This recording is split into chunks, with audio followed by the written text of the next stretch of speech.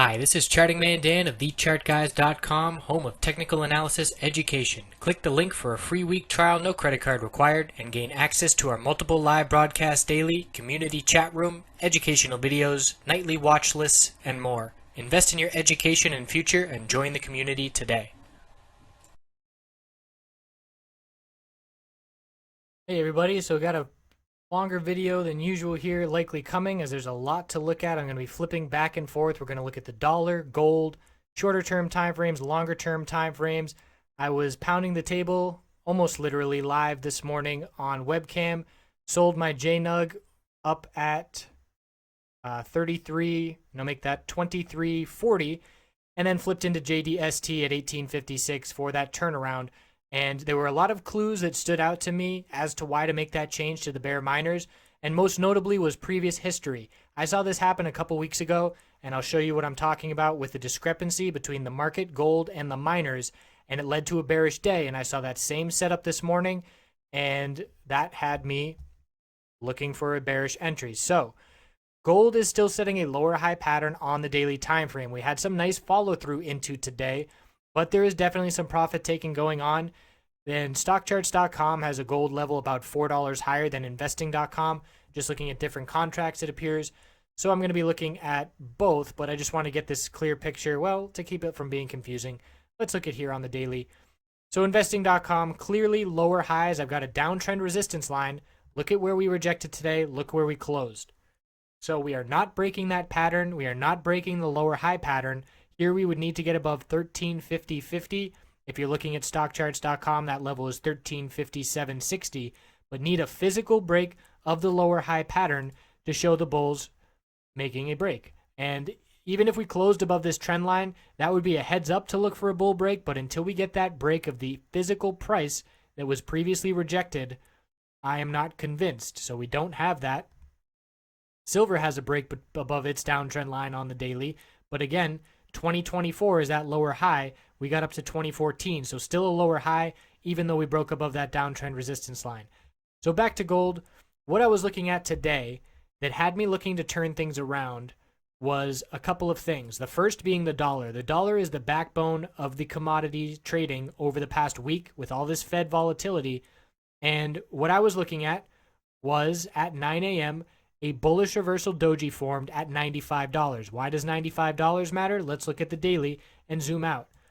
$95 in the past has been a price action, a point in price with a lot of action. Look at all these rejections, bunch of resistance there. Then later on we look and it acted as support. Then we look back, it acted as resistance again. Now it's acting as support. Look at the daily candlestick off of that level. Big bullish reversal hammer right below $95.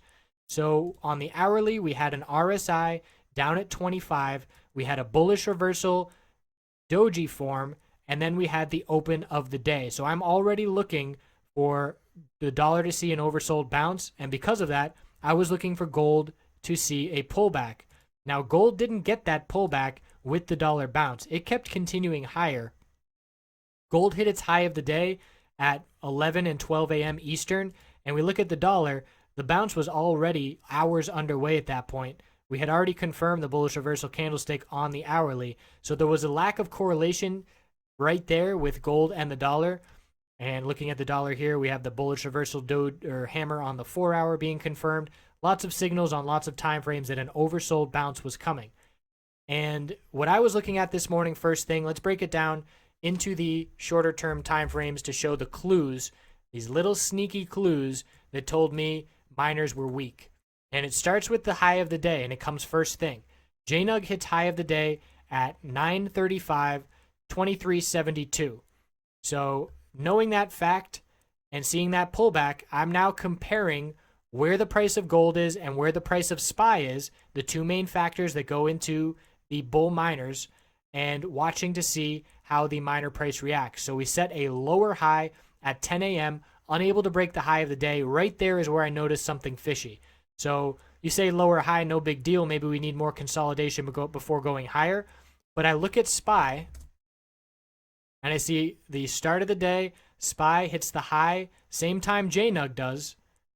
And actually it was a little bit later, but it was up at 217.42, and then at 10 a.m. we hit 217.42 again, a double top. But the point being, the price for SPY was right up at the high of the day where the price of JNUG was hitting its high.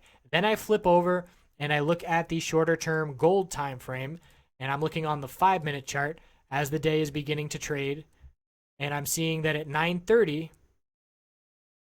we had our high of gold, and then come 10 o'clock, gold is now multiple dollars, $2 higher than when JNUG hit the high of the day. So at 10 o'clock, I'm seeing JNUG hitting a lower high, unable to break the high of the day. I'm seeing gold $2 higher, and I'm seeing SPY, the market, at the high of the day as well. So I'm saying to myself, why are the miners not hitting a new high of the day with a $2 golden move and the market's essentially flat from where JNUG's originally high of the day came in? So that's right then when I started to be suspicious, and that's when I started to take my profit on JNUG and then started looking for a bullish entry on JDST. And obviously it ended up playing out for the rest of the day. And let's look at JDST on the 5-minute and see where that bullish entry was, because I was confident enough in my recognition of that discrepancy where gold and the market are indicating that JNUG should have hit a higher day or a new high of the day. And again, this happened 2 weeks ago, the exact same setup, and it led to a big quick drop. So I was confident enough in knowing the previous price, or excuse me, the previous history of this same setup happening. The first time it happened weeks ago, I wasn't ready for it because this was all new to me. I noticed it, but I didn't get the clear signal. But when I saw it again this time, I had the previous couple of weeks to go back on and say, oh yeah, I remember exactly what happened. That gave me the confidence.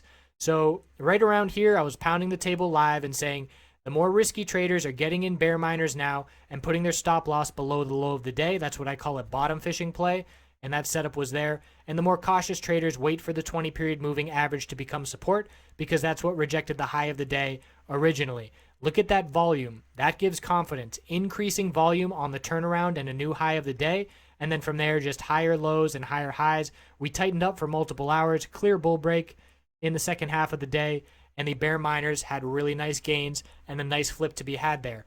So that's a lot of information and a lot of flipping back and forth. But to sum it up, I'm looking at the dollar originally, showing me that we're likely going to see a bounce.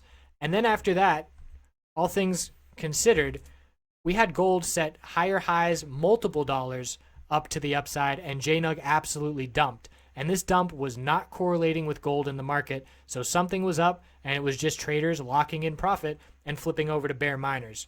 So back to a summary, we've got the dollar as the most important factor of my analysis.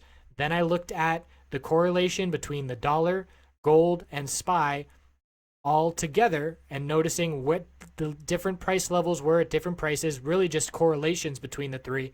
And then I was able to make that decision looking back into my memory log in my head of seeing this same setup play out last time when we hit the top for gold at 1350. So member request to look at JDXT here, which we will do. Another lower high. We had that high at 49.37. Couldn't break it. We topped out at 48.97. Lost the 50-day moving average as support. And the bulls are looking to maintain the higher low pattern, but we also have a clear lower high pattern. The range is going to tighten, and we'll look to the middle Bollinger Band for a support. There's also some tough previous resistance at 46.24, 46.20, so we can see if the bulls will hold that level on a pullback as well. So it's all about this gold daily downtrend.